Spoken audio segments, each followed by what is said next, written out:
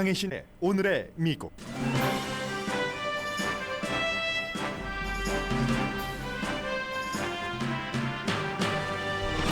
바이든 대통령은 민주주의 정상회의 개막식에서 미국과 세계의 민주주의가 위협받고 있다고 강조했습니다.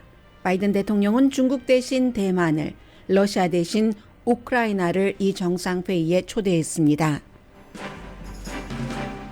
민주주의 정상회의가 열리는 동안 바이든 대통령은 잠시 밥돌 전 상원의원 추도식에도 참석을 했습니다. 의회에서 열린 추도식입니다. 공화당인 돌 의원 추도식에는 최근 보기 드물게 민주공화 정치인들이 함께 참석해 그의 정치력을 말하면서 추도했습니다. 식품의약국은 영국 제약회사가 만든 코비드-19 바이러스 치료제를 승인했고 공화당 상원 의원 전원은 바이든 대통령의 백신 의무 행정명령을 무효화하는 법안에 찬성했습니다. 디트로이트 교육구가 교사 부족 등을 이유로 일주일에 적어도 한 번 대면 수업을 온라인 수업으로 대체하자 부모들의 반발이 강합니다. 또한 바이러스로 부모를 잃은 미성년자 보호 방안이 있어야 된다는 주장도 강해집니다. 지난주 실업수당 청구는 1969년 이후 최저를 기록했습니다. 노동력이 부족하다는 것과 노동시장의 강세를 동시에 보여주는 현상입니다. 2050년까지 이산화탄소 없는 연방정부를 만드는 대통령 행정명령도 어제 서명됐습니다. 캘리포니아주는 연방대법원이 낙태법을 무효로 하면은 다른 주 주민의 낙태도 무료로 시술하는 낙태 안전지역이 되려는 준비를 하고 있습니다. 40대 엄마가 20대 딸의 신분을 도용해 융자받아 대학에 다니다가 결국은 유죄를 인정했습니다. 5년 징역형에 처해질 수 있습니다.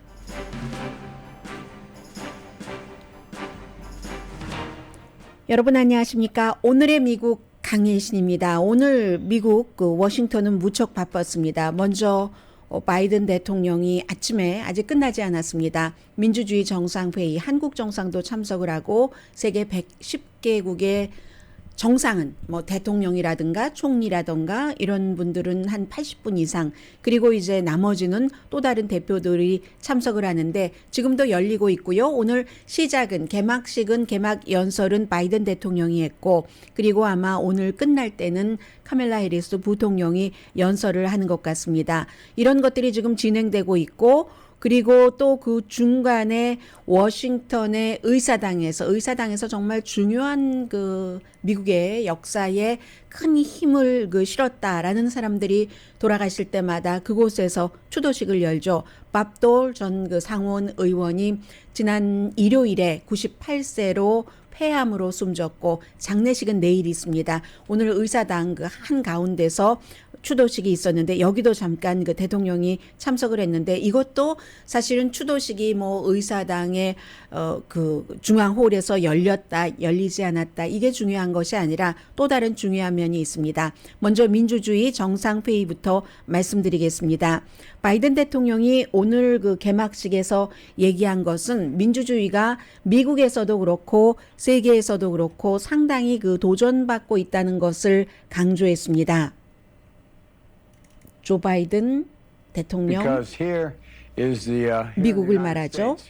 We know as well as anyone that renewing our democracy and strengthening our democratic institutions. 지금 누구나 다 알고 있는 것처럼 미국도 뭔가 민주주의를 리뉴잉하는 그 과정이라고 얘기를 합니다. To live up to our highest ideals and to heal our divisions. 그리고 여기도 이렇게 분열 같은 것이 있는 것처럼 그런데 이 같은 민주주의를 지키고 또 리뉴하고 하는 것은 쉽게 아무 노력 없이 단시간에 되는 것은 아니다라고 얘기를 하면서 지난 10년 동안 미국도 그렇지만 다른 나라들도 세계의 많은 나라들이 민주주의의 위협을 경험을 했다고 얘기를 하고 있습니다. 이 참가국의 한 반 정도는 그러니까 한 50개국 정도는 민주주의 위협을 느끼고 있다.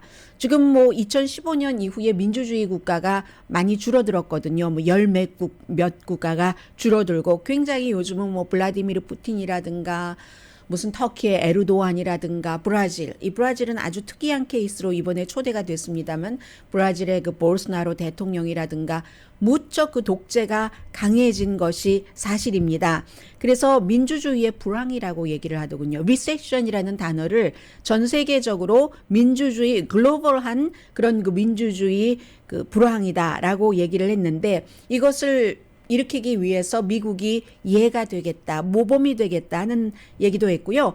이 민주주의 정상회의는 지금 제일 중요한 것이 어느 나라가 초대받았고 어느 나라가 초대받지 않았느냐인데 중국은 민주주의 국가 아니죠. 초대받지 않았고 대만 그리고 이번 주에 가장 많이 대통령이 시간을 쏟은 곳이 러시아가 과연 우크라이나를 침공할 것인가 했음 그 이슈입니다.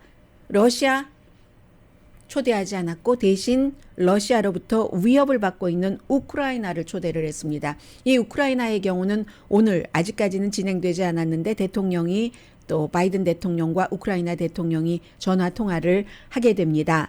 그래서 뭐 그밖에 뭐 헝가리라든가 터키라든가 유나이티드 아랍 에미레이츠라든가 이런 나라는 초대받지 않았는데 미국이 110개국을 초대하면서 유나이티드 아랍 에미레이츠 같은 경우는 조금 떠오르는 그 민주적인 것을 시도를 하는 것이 더 강해질 수 있는 국가이기는 합니다만은 프랑스를 생각을 할 때 프랑스와 미국이 서로 그 비행기를 팔려고 하는 그런 그 나라가 유나이티드 아랍 에미레이츠이기 때문에 최근에 호주에 이 그 핵파워를 장착한 잠수함을 팔기로 했고 프랑스가 먼저 계약을 했는데 물론 그 핵파워는 아니었습니다만 프랑스와는 그런 것 때문에 프랑스와 지금 사이가 아주 뜸악해졌는데 물론 다시 만나서 하하 웃기는 했지만 또다시 유나이티드 아랍 에미레이츠를 초대를 해서 프랑스를 불편하게 할 이유는 없었겠죠. 미국의 이 대통령으로서. 그리고 또 한 사람이 그 브라질의 말 그대로 아주 그 극우적인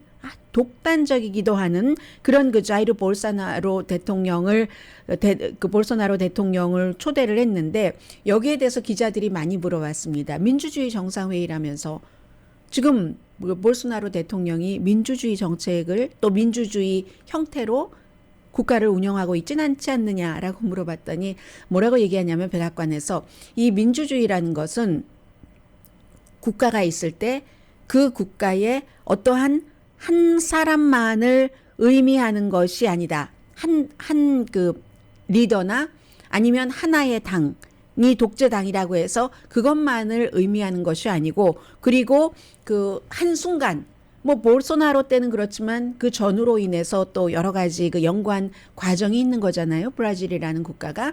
그렇기 때문에 한 사람, 한 당, 한 순간만을 의미하는 것이 아니다. 민주주의라는 것은 그 소사이어티 전체를 의미한다. 그러므로 이 볼소나로 그 브라질 대통령을 초대했다고 얘기를 했고요. 그리고 사실은 민주주의라고 하지만 미국이 창피한 부분도 있죠. 다른 나라도 미국이 와라 모여라 하니까 모이기는 했는데 미국이야말로 민주주의의 가장 큰 적이라고 할 수 있는 투표를 웬만하면 모든 그 제도는 완전하지 않기 때문에 웬만하면 어느 정도의 약간의 단점과 오점이 있어도 더 많은 사람들이 투표에 참여를 해서 정책을 결정하고 나라의 방향 같은 것을 함께 만들어 나가는 것이 민주주의죠. 그 넘버 원이 투표권입니다. 이 투표권이 공화당이 주도하는 주에서는 미국에서 굉장히 많이 줄어들었습니다. 트럼프 전 대통령 때부터 트럼프 전 대통령이 물러나고 나서 올해도 마찬가지로. 그래서 사실은 미국으로서는 좀 그 뻘쭘하기도 하고 이 부분에 있어서는. 그리고 또 하나가 의사당 사건이 있었잖아요. 민주주의의 최대의 보루라고 하는 의사당의 폭도들이 들어가서 하원 의장 자리에 앉아서 다리를 멀쩡히 하원 의장 데스크에다가 놓고 앉고 뭐 메모를 붙여놓고 뭐 이런 형태의 최악의 어떠한 모습을 보여줬습니다. 오늘 바이든 대통령이 개막 연설을 하면서 이 얘기를 말하지 않더군요. 좀 전에 들어보신 것처럼 미국도 민주주의의 어려움을 겪고 있고 분열을 겪고 있다고 하지만 차마 창피해서 말할 수 없었던 겁니다. 그래서 이제 그럼에도 불구하고 여전히 미국이 민주주의를 지키는 정상회의를 해야지 되겠다. 더군다나 가장 머릿속에 생각하고 있는 것은 중국과 러시아잖아요. 그렇게 했을 때 110개국을 아직도 미국은 동시에 모을 수 있는 나라입니다. 지금 카메라를 보시면은 그 바이든 대통령 혼자 앉아 있고, 그리고는 이제 세계 그 여러 나라가 다 이게 칸칸이 해서 정상들이 쫙 한꺼번에 나왔거든요. 그럼 그 정상들이 물론 어느 정도 시간을 주고 바이든 대통령이 모여라 했지만 많은 스케줄을 캔슬하거나 포기하고 바이든 미국의 부름을 받았다는 얘기입니다. 그만큼 아직은 미국이 영향력이 있다 하는 것도 보여주는 거고, 괜히 그러겠습니까? 광에서 인심이 납니다. 그리고 때로는 여러 가지를 양보하기도 합니다. 이번에도 마찬가지입니다. 4억 2천만 달러를 민주주의를 지키기 위해서 미국이 기부를 하겠다. 그러면서 바이든 대통령이 말했습니다. 내가 취임하고 나서 제일 먼저 뭐 예를 들어 서명한 행정명령 같은 것도 여성의 권리를 보호하고 소수계의 권리를 보호하고 이러한 것들이 민주주의라는 거죠. 그래서 지금 신생 민주주의 국가 같은 데는 그것이 딱 자리 잡는데 오랜 시간이 걸리고 돈이 들어가고 하잖아요. 그래서 그런 나라가 부패하지 않고 민주주의 국가로 꽃을 피울 수 있도록 미국이 그만큼 뭐 헬스케어라든가 이런 것들도 다 지원을 하겠다라고 했습니다. 그리고는 이제 이 개막 연설을 하고 다른 회의가 진행 중이겠죠. 프로그램에 따라서 아직 클로징 로스앤젤레스 시간으로 아침 11시 25분이니까 내일도 회의는 이어지고요. 이틀째. 이제 그 의사당의 홀에서 로버트 조셉 돌 전 연방 상원의원 한 38년 했고요. 한 50년 정도 정치인으로 일했습니다. 실패한 부통령 후보였고 실패한 대통령 후보였고 소셜 세큐리티라든가 아니면 장애인 법안을 통과시키는데 정말 일을 많이 했고, 그리고 여러 명의 오늘 그 의회 지도자들이 그의 그 추도식에 참석해서 말한 것처럼 초당적인 것에도 일을 많이 했습니다. 보기 드문 초당적인 모습이었습니다. 의사당의 그 중앙에 딱 이제 성조기로 덮여진 그 돌 의원의 전 의원의 관이 딱 그 안치됐습니다. 관을 열진 않았습니다. 오늘 관이 안치되고 이제 엘리자베스 돌 여사가 오고, 미국이 지금 어느 정도냐면 이 사람은 공화당 정치인이었어요. 공화당 대선 후보로서 민주당 빌 클린턴 전 대통령이 후보 당시에 켜뤘었던 사람입니다. 그런데도 공화당 민주당 다 왔어요. 바이든 대통령이 그 바쁜 스케줄에서 질 바이든 여사와 함께 왔고 카멜라 해리스 부통령도 함께 왔고 민주당이잖아요. 공화당인 미치 매코넬 상원 원내대표 당연히 참석을 했죠. 오히려 저 케빈 메카티 그 공화당 하원 대표 연설하는 것을 못 봤는데요. 어디 자리에 있었을지는 모르지만 저는 못 봤습니다. 그리고 민주당인 낸시 펠로시 하원 의장도 왔고 척 슈머 민주당의 상원 원내대표도 왔고 조금씩 오늘 그 추도사를 하고 나중에 이제 고인에게 이제 이렇게 마지막 인사하고 하는 장면에서는 이 민주당의 척 슈머 상원 원내대표와 공화당의 미치 매코넬 상원 원내대표가 함께 그에게 마지막 바이 얘기를 했습니다. 물론 이 두 사람 다 추도사에서 여러 가지, 한 사람은 민주당, 한 사람은 공화당으로서 어떻게 밥돌과 일하고 친구였는가 하는 것을 충분히 얘기를 했고요. 이렇게 공화당과 민주당이 함께 하는 것을 최근에 아주 그 드물게 봤고요. 국방장관도 참석했는데 국방장관은 군복 안 입은 민간복 차림으로 뭐 그는 군 출신이지만 보통 이제 미국이 국방장관을 민간인 출신을 많이 두지만 이번에 군 출신이지만 군복 입지 않고 사복 입고 오늘 이 추도식에 참석을 했습니다. 그리고 그 엘리자베스 돌 여사가 공화당이잖아요. 공화당으로서 그 장관도 했고 상원의원도 했고 노스캐롤라이나 주에서 밥돌은 그 캔사스 주에서 상원의원을 했고, 그런데 이 와이프가 낸시 펠로시 하원의장 민주당이잖아요. 처음에 이제 추도사 하러 그 연단으로 갈 때 낸시 펠로시와 이 엘리자베스 돌 그 악수도 하고 다른 사람들도 다 악수하고 했습니다. 거리 두기는 하고 마스크는 꼈지만 악수하고 낸시 펠로시가 추도사하고 나가는데 엘리자베스 도울이라는 전 공화당에서 장관을 지냈고 공화당 의원이었던 사람이 민주당 낸시 펠로시에게 이렇게 그 서로 악수하면서 이렇게 앞으로 오게 해서 자신의 앞으로 오게 해서 귀옛말로 뭐라고 얘기를 하는 그런 모습도 있었고요. 그리고 이제 바이든 대통령이 추도사를 하고 나가면서 엘리자베스 도울 여사에게 악수를 청하니까 또 여기 바이든 대통령은 한 손으로 엘리자베스 도울 여사는 미망인은 두 손으로 이 대통령 손을 꼭 잡았었고요. 오늘 대통령은 이 추도사에서는 이 민주주의의 영웅이다. 오늘 민주주의 정상회의가 열렸잖아요. 정말 그야말로 여기 의사당 여기에 속한 사람이고 정말로 밥도울은 상원의원 자리를 좋아해서 빌 클린턴과 그 공화당의 후보가 돼서 대선을 막 치르고 할 때 할 수 없이 상원 자리를 사임할 때 너무너무 사임하기 싫어하면서 사임했다는 얘기도 있거든요. 그래서 그야말로 여기에 속한 사람이다. 그리고 역사의 거인이라고도 얘기를 했습니다. 밥도를. He too was a giant of our history, of principle and persistence, of courage and conviction. I had the great honor of serving with Bob, as many of you around. 그러니까 이제 여러 면에 있어서 어떤 그 원칙이 있고 원칙을 계속 이어나가고 용기, 민주주의에 관한 확신 이런 것들로 그래서 본인도 상원의원으로 아마 겹친 기간이 25년인가 봅니다. 그와 함께 일을 할 수 있었던 것이 상당히 영광이라고 했어요. I commuted every day.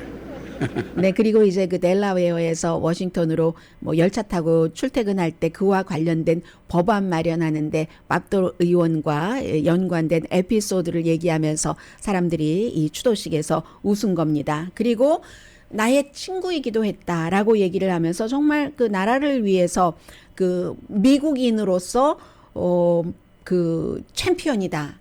뭐 꼭 당만을 위해서 그런 것이 아니라 뭐 예를 들어 그런 거죠. 정도전이 뭐 이성계 아래서 일하면서 이성계를 위한 이씨 일가를 위한 조선이 아니라 국민 조선 그 국민을 위한 국가다 하는 그런 것처럼 일했다는 것이 바로 밥돌 그 의원이 공화당 소속이지만 공화당 민주당을 가리지 않고 나라를 위해서 미국인으로 일했다. 뭐 이런 그런 그 오늘 그 추도식이었고요.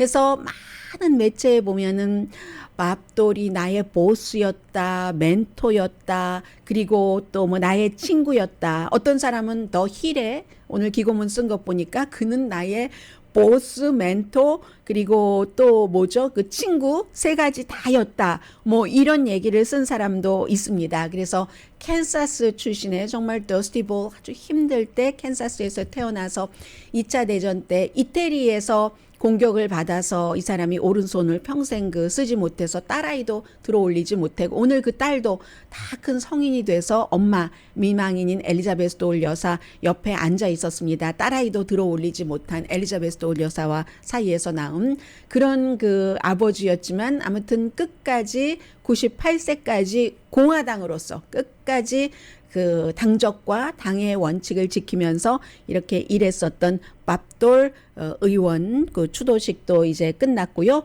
내일 장례식이 열립니다.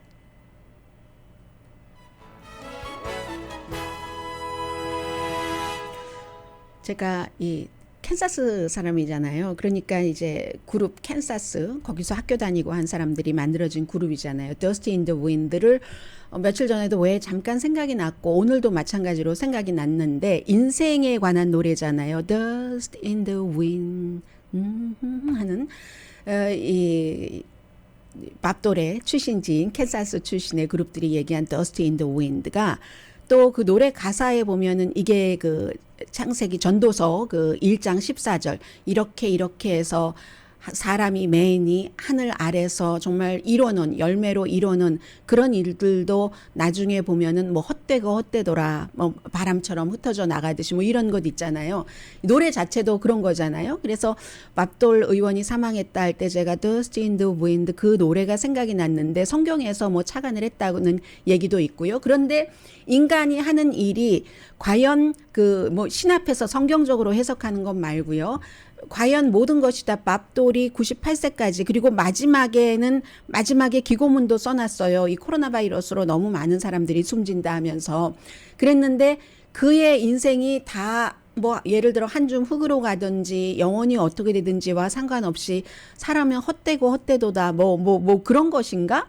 그렇지 않을 것 같거든요. 왜냐하면 밥돌 의원은 세상을 떠났고 그 많은 사람들은 잊혀지겠지만 또 더 많은 사람은 그와 함께 그 시대를 살아본 적이 없어도 훨씬 젊은 후세에서는 그가 한 일을 그의 의도를 그의 용기를 그의 확신을 또 원칙을 기억하잖아요. 우리가 정도전을 기억하는 것처럼. 그래서 인생은 헛되고 헛된 게 아니라 오늘 여러분과 제가 사는 인생도 헛되지 않고 헛되지 않더라.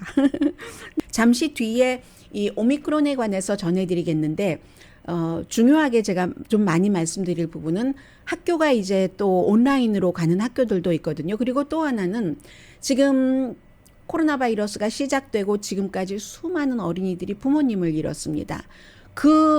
그런 아이들에 대한 정부의 본격적인 대책은 아직 없다고 하거든요. 이걸 걱정하는 사람들이 많습니다. 이런 것을 걱정하는 사람들은요, 어떤 특별히 뭐 민주당에 속한 사람들끼리만 일하자, 공화당에 속한 사람들끼리만 일하자, 이런 것 안 합니다. 거의 초당적이거든요. 아름다움이라는 것은 뭐 경계 같은 것, 이해관계를 뛰어넘는 데서 오는 거잖아요. 잠시 뒤에 전해드립니다. 라디오 서울 방송 오늘의 미국 듣고 계십니다. 좀 전에 마지막 광고가 수라원 그 광고였습니다. 오늘의 미국을 도와주시는 수라원인데요. 제가 어제 그 로스앤젤레스 타임즈를 보다 보니까 로스앤젤레스 타임즈에서 푸드 그 책을 하나를 발간을 했는데 미국에서 뭐든지 뭐 아주 그 기본적이라든가 최고로 좋은 정수 같은 것을 딱 모아놓고 하면 101이라고 하잖아요. 로스앤젤레스 101 레스토랑을 소개를 했는데 그 101 레스토랑 가운데 수라원이 그 포함이 돼 있더군요. 예를 들어서 한국 식당은요. 그 박대감 바베큐, 소반, 선롱당, 그 설렁탕 파는 육가에 있는요.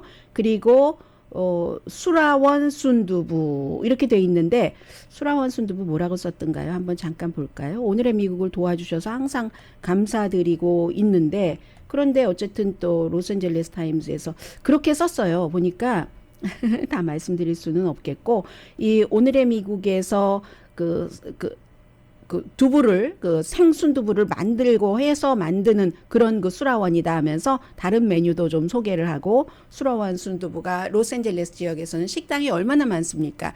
여기 소개된 게 뭐 이탈리안, 멕시칸, 뭐 그냥 뭐 퓨전, 뭐 프렌치 너무너무 많아요. 아메리칸 스타일. 그런데 한국 식당이 한 5개 정도 제가 좀 전에 불러드린 데 소개를 했고 수라원을 그렇게 아무튼 소개를 했다는 것. 오늘의 미국 도와주시는 수라원이 이 큰 그 매체 그 또 책에서도 이렇게 얘기한다는 거 전해드리고요. 오늘은 좀 감사했었는데 그동안 이게 표현이 되니까 좋네요.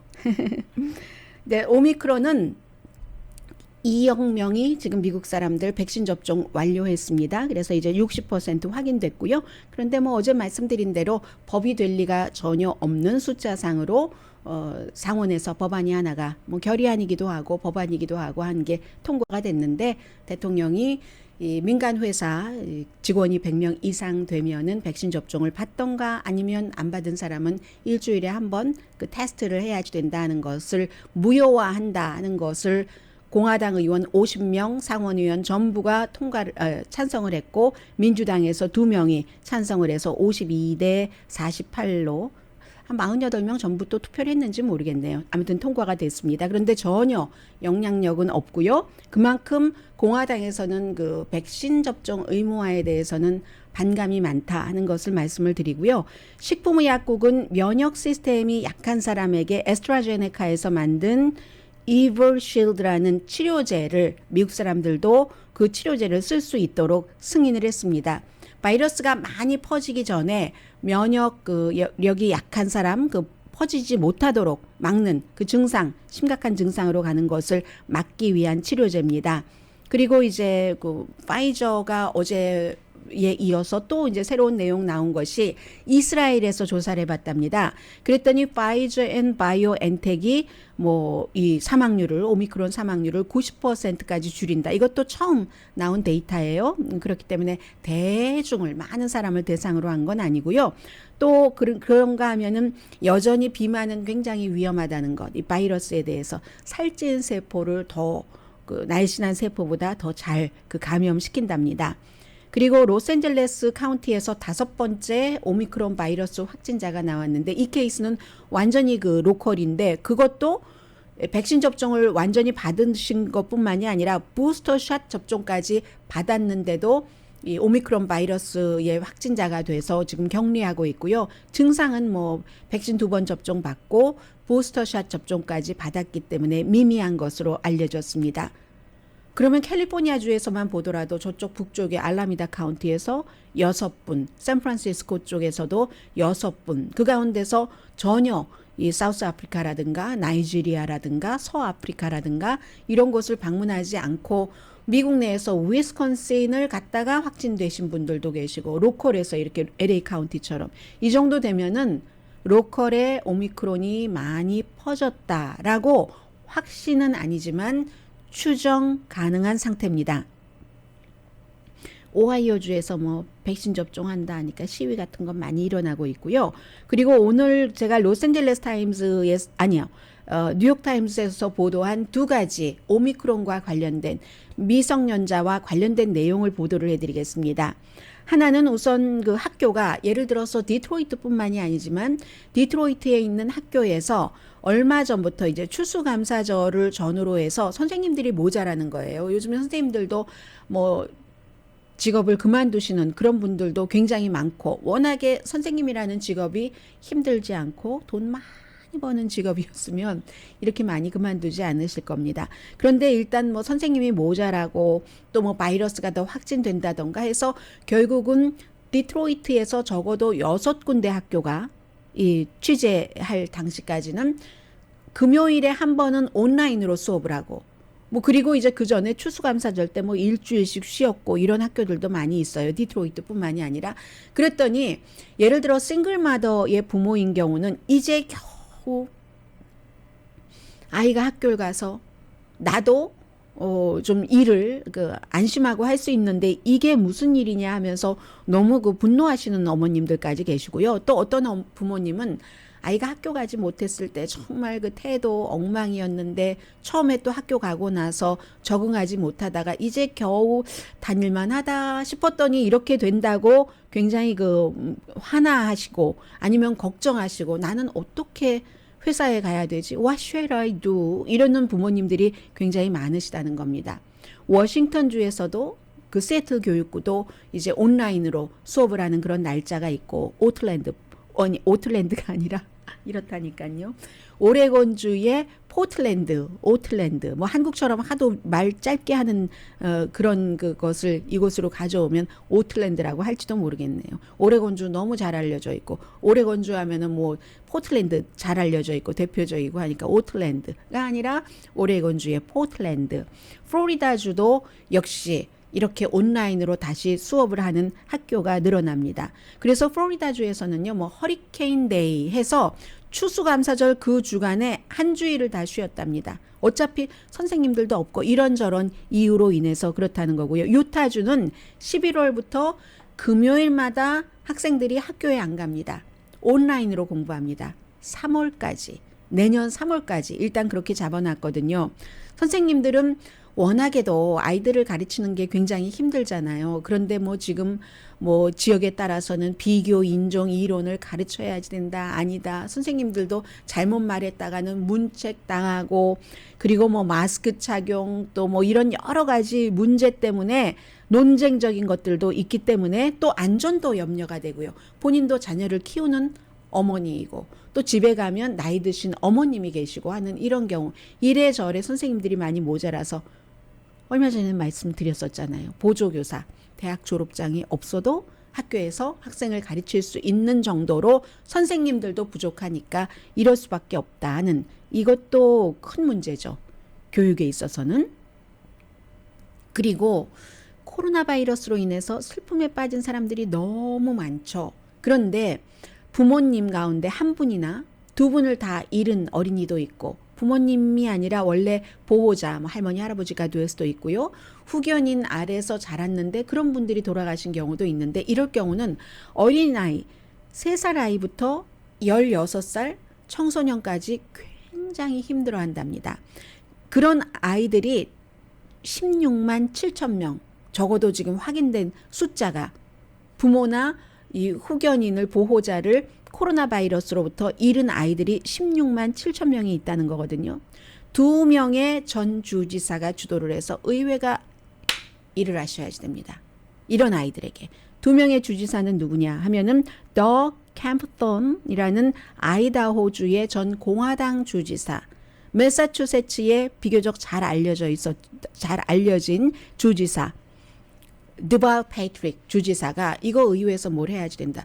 코로나 바이러스에 대해서 연방정부 차원에서 지원하는 것들 굉장히 많습니다.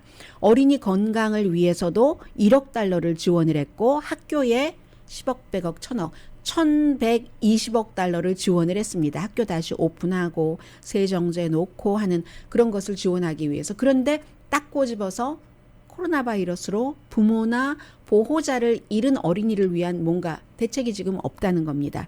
이걸 해야지 된다는 것인데, 예를 들어서 부모님이 다가 아니고 한 부모, 한 엄마나 아빠 중에서 한쪽만 잃어버린 어린이도 10대의 경우 자살 충동을 막 느껴서, 어머니가 아버지를 잃은 어떤 아이가 자살 충동을 느껴서 너무 걱정을 한다던가, 아들이 꼭 자해야 할 것 같다고, 이런 그 고통의 그 두려움 속에서 사시는 어머님이죠. 그런 분도 계시고, 어떤 아버지는 그 군 출신인데 그냥 근근히 본인이 그 최저의 생계비로 살아가고 계시는데 와이프가 숨진 거예요. 딸이 14살입니다. 딸이 엄마를 잃고 그 딸의 얼굴에 나는 고통스러운 삶을 살아가고 있습니다. 이게 딱 적혀 있다는 거예요.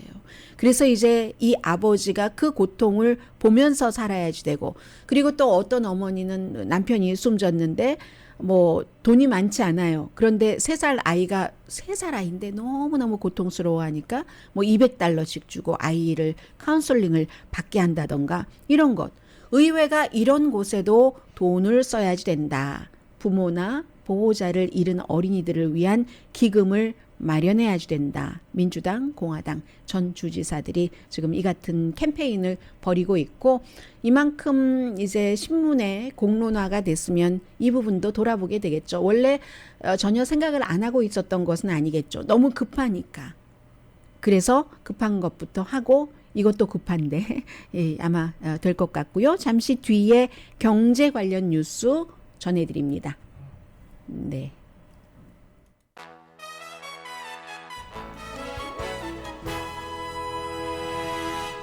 라디오 서울 방송 오늘의 미국 듣고 계십니다. 실업수당 청구가 지난주에 52년 만에 최저로 나오죠. 물론 실업수당 청구도 항상 한 주일 보고 나오고 그 다음 주에 한번 다시 최종적인 결과가 나오는데 18만 4천 명 12월 4일에 끝난 주입니다. 그럼 이게 1969년도 9월 6일 이후에 최저라고 하거든요. 그때는 18만 2천 명, 지금보다 2천 명 더 적었네요. 예상하기는 한 21만 1천 명 정도 되지 않을까 했는데 더 적었던 겁니다. 한 주일 전에는 최종적인 게 22만 7천 명 실업수당 청구를 했고요. 이건 노동시장이 이렇게도 해석할 수 있고 저렇게도 해석할 수 있는데, 아직도 일자리가 필요한 곳이 많잖아요. 1,100개 일자리가 열려 있는데, 뭐 건축을 포함을 해서 사람들이 뭐 그냥 딱 그만두고 안 간다는 사람도 있고, 임금이 아주 여러 가지 이유로 이 팬데믹 기간 동안에 높아졌기 때문에 이제 그런 것이고요. 그렇습니다. 제조업 같은 경우도 수백만 개 일자리가 있는데, 노동시장이 노동자의 입장에서, 근로자의 입장에서, 일하는 사람의 입장에서 보면은 강하다고 볼 수 있는 거고요. 다음 주부터 이제 연방준비제도가 이 채권 매입 뭐 줄이는 것, 이런 것 이제 한다는 시기가 다음 주가 되겠네요. 그리고는 이제 연방정부, 사실은 근데 요즘은 실업수당보다도요, 물가 인상, 이게 더 중요할지도 모르겠어요. 항상 실업수당에 대해서 일주일에 한 번씩 나오는 것을 굉장히 중요하게 보고 있는데 물가 인상이 지금 뭐 40년 만에 최고다. 30년 만에 최고에서 40년 만에 최고까지 올라갔다. 이런 얘기까지 지금 나오고 있기 때문에요. 한 달 새에 0.7%, 1년 사이에 6.7% 이렇기 때문에 임금 인상률을 다 깎아 먹는다 하는 얘기가 나오는 것이고 항상 요즘은 실업수당과 이 물가 인상 CPI 소비자 물가를 같이 봐야지 되는 미국의 경제의 흐름입니다. 그리고 이제 이 점은 요즘 이제 그 주택 보면은 뭐 태양 패널을 설치해 놓은 그런 주택들도 굉장히 많고요. 뭐 새로 지은 주택은 뭐 당연하지만 옛날 주택 1950년대 주택 같은 경우도 리노베이션 할 때 전부 위에 전에는 좀 미워 보이기도 했어요. 벽돌 지붕 자체가 벽돌로 딱 있으면 아주 단정하고 뭔가 기품이 있고 하잖아요. 그런 것들을 그 태양열 패널로 딱 해놨을 때 처음에 봤을 때 좀 어글리했는데 이제는 추세가 그러니까 뭐 괜찮아 보이더군요. 이제 그러한 것이고 연방 정부에서는 어제 2050년이 되면은 이산화탄소가 없는 이산화탄소 중립되는 정부를 만들겠다. 정부라는 게 모든 미국의 각 가정 개인이 다 그렇다는 게 아닙니다. 미국 연방 정부가요. 어찌 보면 가장 큰 땅을 갖고 있는 소유주이고 가장 큰 물건을 사는 소비자가 됩니다. 물건 가운데 큰 물건 하면은 자동차고 또 큰 것 하면은 집이잖아요. 더 큰 것 하면. 근데 그 집을 빌딩이 될 수가 있죠. 연방 정부가 갖고 있는 빌딩이 얼마나 될까요? 큰 땅 주인이고 빌딩 주인이고 에너지 소비를 가장 많이 하고 미국에서 하는데요. 그럼 이산화탄소를 가장 많이 지금까지 내왔었던 주체이기도 한다는 얘기잖아요. 연방 정부가 소유하고 있는 빌딩이 30만 개입니다. 자동차요. 뭐 어디도 필요하고 국방부에도 필요하고 FBI에도 필요하고 그런 자동차가 60만 대 연방 정부 필요합니다.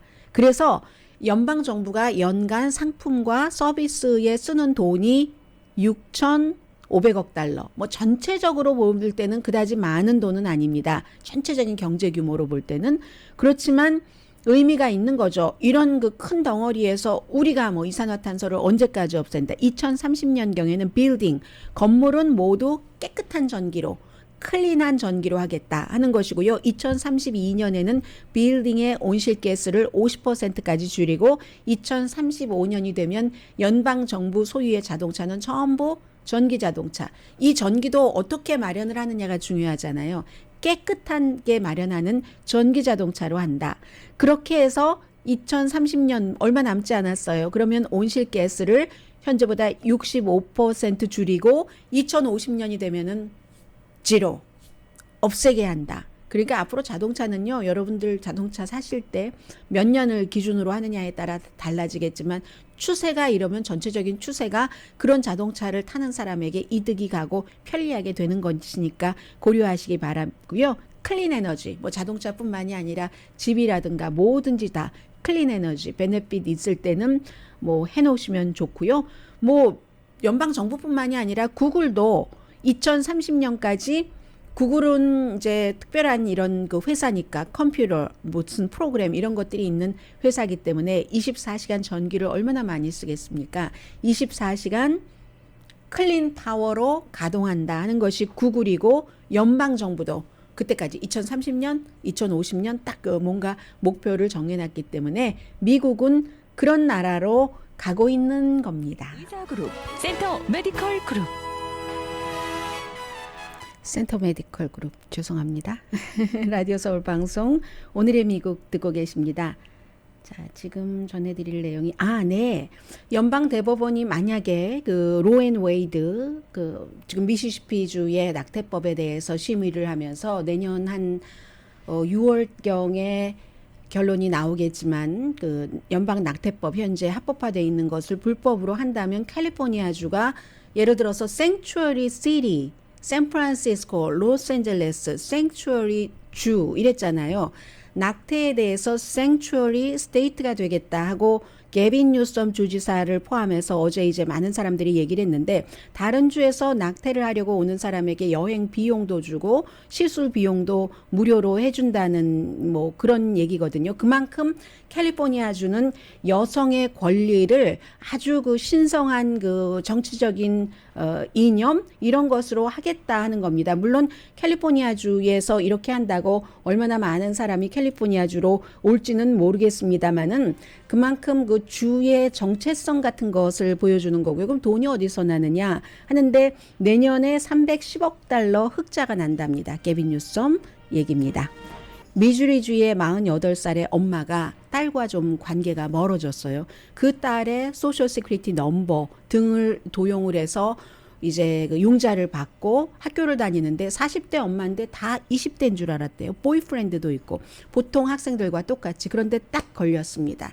결국은 이리하여 유죄를 인정하고 5년 징역형에 처해질 수 있답니다. 신분 도용이죠. 딸 것이라 하더라도. 강희신이었습니다.